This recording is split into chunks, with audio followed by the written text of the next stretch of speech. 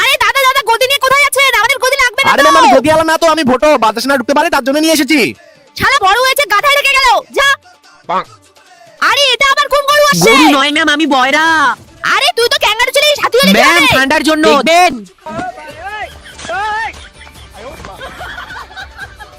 যা বেঁচে গিয়ে বস। ম্যাম, একটা এবার আর ব্যাটা। স্নানই করে না।